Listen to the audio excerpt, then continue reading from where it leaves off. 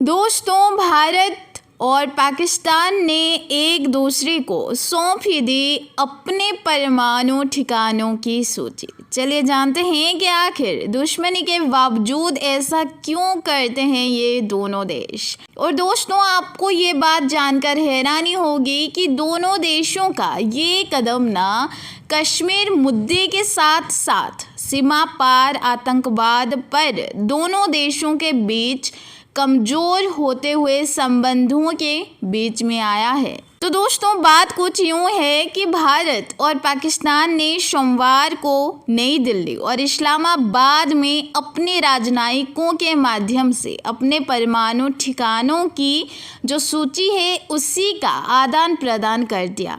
सूची का आदान प्रदान न दोस्तों एक द्विपक्षीय समझौते के तहत ही हुआ, जो कि दोनों पक्षों को एक दूसरे की परमाणु ठिकानों पर हमला करने से रोकता है। और यहाँ तक कि विदेश मंत्रालय तक ने इसकी जानकारी दे दी है। दोस्तों, दोनों देशों का ये कदम कश्मीर मुद्दे के साथ साथ सीमा पार आतंकवाद पर दोनों ही देशों के बीच में कमज़ोर होते हुए संबंधों के बीच में आया है। गौरतलब है कि भारत आतंकवाद के मुद्दे पर पाकिस्तान के खिलाफ अपना कूटनीतिक आक्रमण जारी रखे हुए हैं और पाकिस्तान के साथ तब तक कोई बातचीत नहीं करने की अपनी स्थिति पर कायम है, हालांकि जब तक वो सीमा पार आतंकवाद बंद नहीं कर देता।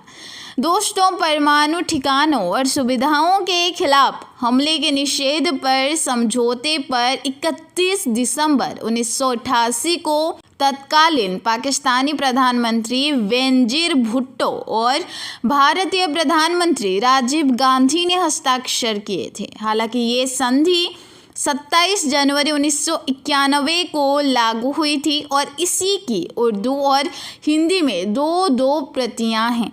हालांकि दोस्तों, 1986 में भारतीय सेना ने बड़े पैमाने पर ब्रास टैक्स अभ्यास किया, जिससे परमाणु संयंत्रों पर हमले की आशंका बढ़ गई। और दोस्तों, तभी से दोनों देश परमाणु हथियारों पर नियंत्रण की दिशा में सहमति बनाने के लिए बातचीत कर रहे थे। हालांकि दोस्तों, विदेश मंत्रालय ने सोमवार को कह दिया कि ये दोनों देशों के बीच ऐसी सूचियों का लगातार 33वां आदान प्रदान है। ये पहली बार सूची का आदान प्रदान 1 जनवरी 1992 को हुआ था और ये समझौता दोस्तों दोनों देशों को हर साल 1 जनवरी को समझौते के तहत कवर किए जाने वाले किसी भी परमाणु ठिकानों और सुविधाओं के बारे में एक दूसरे को जानकारी देने का आदेश देता है। हालांकि समझौते के अनुसार परमाणु स्थापना या सुविधा शब्द में परमाणु ऊर्जा और अनुसंधान, रिएक्टर, ईंधन निर्माण, यूरेनियम एनरिचमेंट, आइसोटोप सेपरेशन और परमाणु ईंधन और सामग्री के साथ कोई भी अन्य स्थापना शामिल है। अगर कुछ भी ऐसा किया जाता है तो दोनों देशों को ही जानकारी देनी पड़ती है।